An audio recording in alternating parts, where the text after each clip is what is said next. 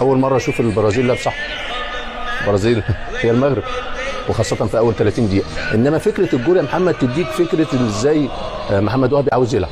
اولا هو الفريق ملتزم تكتيكيا، اختيار منطقه الضغط وسط الملعب، استخلاص الكره بسرعه بثلاث تمريرات، اللعب المباشر على طول الناحيه الهجوميه بالنسبه للفريق، فهناك التزام بالجوانب بدون كره اللي كنت متخوف منها. ونجحت فكره مهاجم الوهمي في الهدف. عشان كده انا بقول لك ده دور مهم، ده التنظيم الفريق اول ما بيفقد الكره.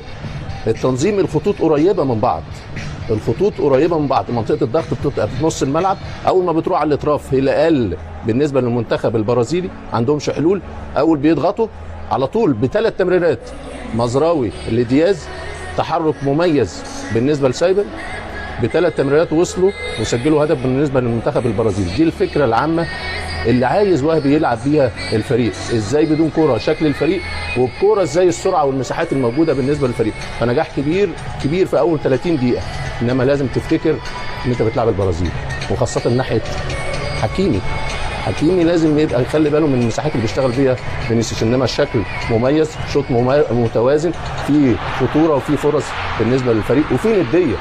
الفريق تحس انه نازل ند بند مع المنتخب البرازيلي. اعتقد نجاح كبير حتى الان، ربما كان الفرص كان يجب استغلالها بصوره افضل بالنسبه للمنتخب المغربي. ذكرنا رومان سايس قبل المباراه بانها بشكل كبير معركه او منافسه في خط الوسط، خط الوسط للمغرب تفوق بشكل كبير، سواء بوعدي او أناحي او دياز او الخنوس او حتى العيناوي. شوط اول مثالي.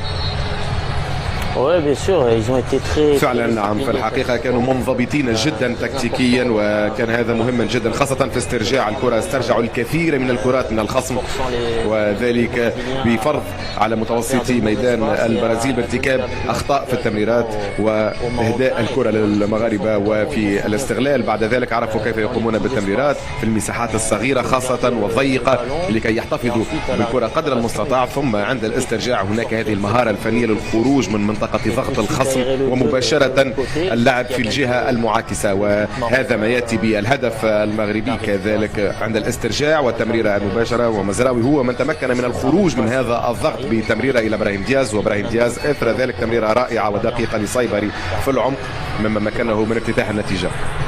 إبراهيم يمكن من أقل لاعبين في الأداء في الشوط الأول محمد، يعني هو بيتأخر في قرارات أحيانا، هو وناحي بيمسكوا الكرة كتير، انما المشكله محمد في الجانب الدفاع الناحيه اليمين ناحيه حكيمي.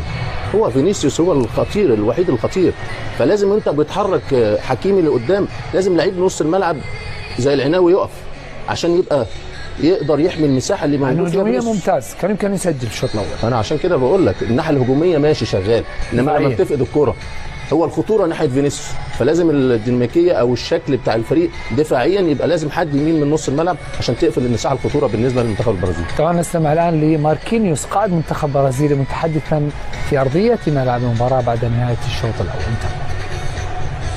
Principalmente no começo, né? Eu acho que a seleção do Marrocos começou bem, né? Conseguiram o gol ali.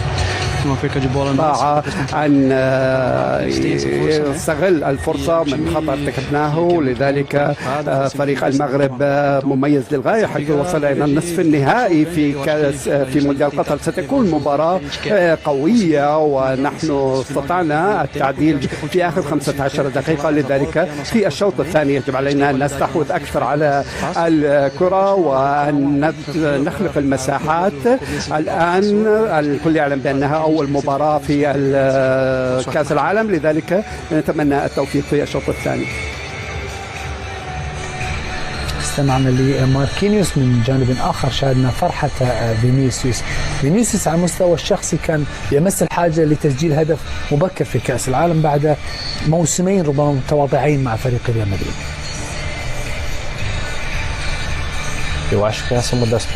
نعم، هذه هي طبيعة فينيسيوس، واحد ضد واحد هو دائما يتفوق، هو سريع للغاية ودائما ينتظر الكرة في هذا الموقع الذي استطاع من خلاله أن يسجل الهدف. حكيمي من اللاعبين المميزين والذين يستطيعون إيقاف فينيسيوس. حدث هذا في العديد من المرات في الشوط الأول، ولكن من خلال الهدف الجميل لفينيسيوس استطعنا العودة.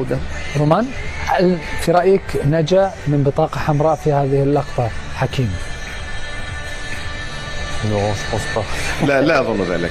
لا أظن ذلك. لا أعتقد بأنها تستحق بطاقة حمراء أو أي شيء آخر. في الحقيقة كما ذكر زملائي فينيسيوس هو اللاعب الأخطر فعلا في هذا الفريق البرازيلي، ولذلك ربما يجب فعلا أن يكون هناك لاعب على مقربة منه دائما، خاصة عندما يكون على أشرف أن يذهب إلى الأمام ويقوم بالأدوار الهجومية. يجب فعلا أن يكون هناك تعويض لإبقاء التوازن ومنع هذا اللاعب من أن يحصل على الكرة عندما يسترجعها المنتخب البرازيلي ويلعب الهجمة المرتدة، لأن البرازيل يريد ذلك وينتظر ذلك تماما لكي يعاقب الدفاع المغربي. إذا من المهم أن يكون التركيز على أقصى حد لكي نمنعهم من الحصول على الكرة. احنا السعداء انه ما اخذ كرت احمر، بس يدخل شويه عنيف. خليني ساكت. الحمد لله انه ما اخذ كرت احمر. طيب سنذهب الى فاصل قصير، نعود بعده باذن الله تعالى. مشاهدينا ابقوا معنا.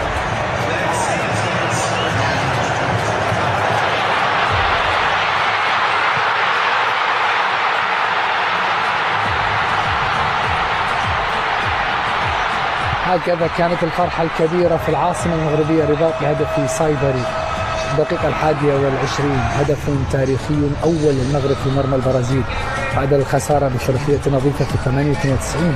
منتخب المغرب قدم شوطا أول مثاليا كان ربما يستحق أن يخرج من خلاله متقدما بهدفين على الأقل، لكن ذلك لم يحدث بعد عودة البرازيل عن طريق نجمها الأول فينيسيوس جونيور.